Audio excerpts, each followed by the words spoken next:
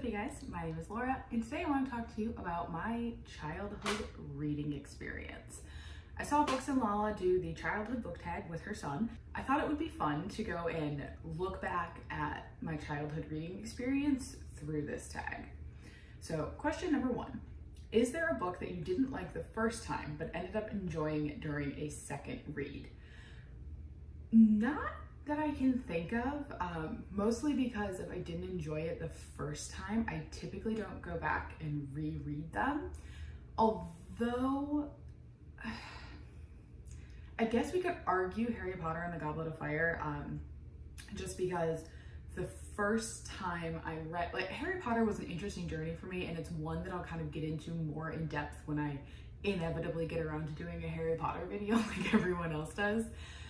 But the short version is I wasn't super interested in the series, and I kind of was forced to read it through school, go figure. And when I got to the fourth book, I didn't like the first chapter. I didn't understand what was going on. I had never actually read a book where the opening chapter wasn't about the characters that you're used to reading about. So I was baffled and I didn't like it, and I was just kind of like, you know what? Wasn't super into this to begin with. Seems like a good place to tap out. So I didn't actually finish the first chapter, and then I gave up on the series until I got back into it before the fifth book. Oh no, I was at the store like CVS or Kmart with my family, and they had the fourth book for like $8, like in this ratty, was it mass market paperback, the really small ones. So I bought it. I don't even know why, because I had, at the time, no interest in reading it, but I did it anyway, and then I read it. However, because I didn't finish it, I don't know if it qualifies for this question, but it's the closest I can think of. Do you have any books from your childhood? If so, what are they? And if not, do you wish you kept any of them? The only books I have from childhood, this chair is so loud, so I can't have a video without making a ton of noise, so bear with me.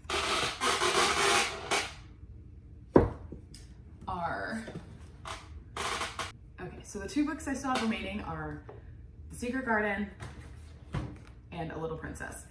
And I honestly don't know where I got this from.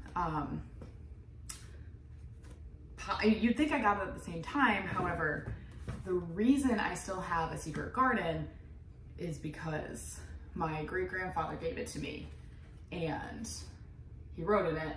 So this very specifically holds a lot of meaning for me, whereas A Little Princess actually doesn't, and I don't think I read that till high school. So I don't know where that came from, but I've had it for a really long time. So just this one. However, I do wish I had more. I had collected Babysitter's Little Sisters, the Sweet Valley books. I have so many of those, and my family is real big on not hoarding anything. So they really encourage you to donate, give things away.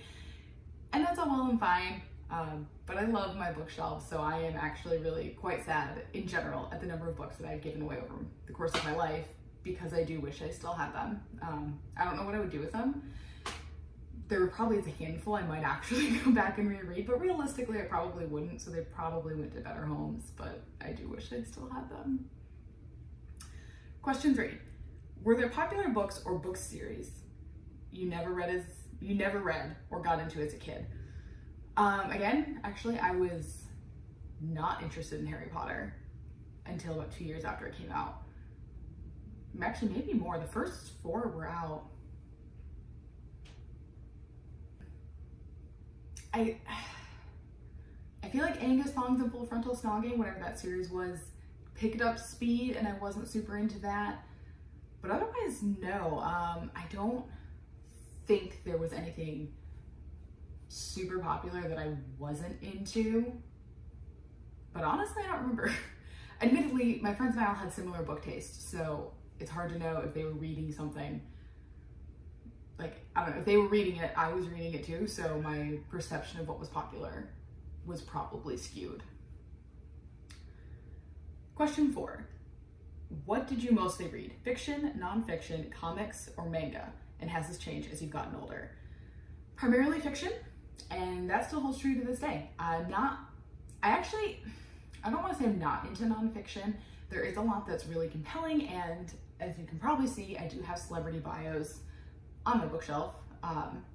So I do like them, but they're not as fast paced. I like the speed that most books, most fiction books kind of go at, and they're telling one cohesive story, whereas nonfiction is, because it's talking about an event or a lifetime, there's a little more dry, and I don't like that as much.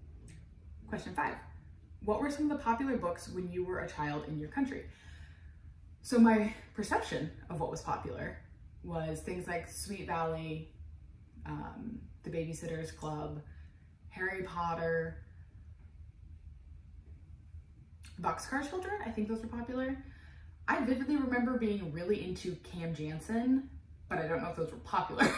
I just know that I really liked them.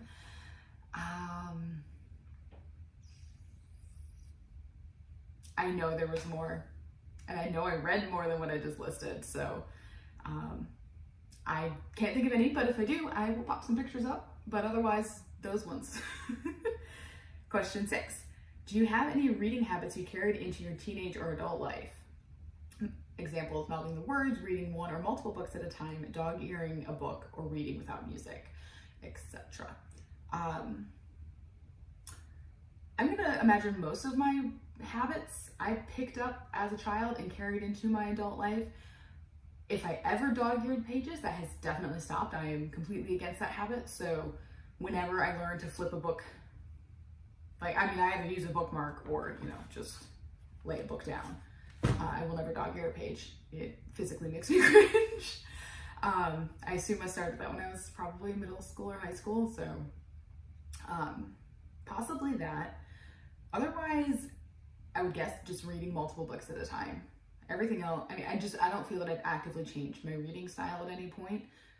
So as it's developed, it's also stayed the same. I haven't really actively changed anything that I can think of. Question 7. How would you decide what to read? For example, did you choose a book based on the cover, the synopsis, or both? Both. When it came to a series I was already invested in, so because the Sweet Valley books and the Babysitter's Club and even the Boxcar Children, they weren't linear. Each book was a standalone. So I would usually pick the next book based on the cover and the synopsis. If it had an interesting cover, I wanted to read it. An interesting synopsis, I wanted to read it. Usually didn't have to have both. One or the other was completely fine. If it was a new book or a new series, then I think the cover would get my attention, but the synopsis is what made me pick it up. Nowadays, it's still both. I'm actually trying to get out of reading the synopsis because I'm finding that I'm really enjoying a book more when I actually don't know what's going to happen, which is difficult because you can't judge a book on its cover, but I really want to, but I've been also so disappointed by that too. I really can't win. So maybe I just need to kind of do it. These are my favorite books and give me your suggestions based on things I like, and then I don't have to read the synopsis or the cover. So look out for that. And question 8, where would you normally get books from? Library, yard sale, secondhand, etc. I usually got my books from the library. Again, my family wasn't big on hoarding anything ever, so that mixed with being the youngest kid who always got hand-me-downs and not being an only child, they couldn't just buy me all the books in the world, and also probably didn't want to teach me that that was a realistic way to live my life. So frequent goer of the library, usually was getting out as many books at a time as my mom would let me, because I think my mom's cap was actually lower than the library's cap. Mom was probably smarter because the tendency to lose it and then have a library fine. Straight up probably still have a fine at my home library. Don't tell them where I'm at. But it was frequently the library. Have so many fond memories of going to my local library growing up. I don't know anyone, so I'm not going to tag anyone else to do it, but if you want to do it, I will have the questions in the description below. And that is all that I have, and I haven't figured out a good sign-off, so these are all super awkward. Literally, never on the first try.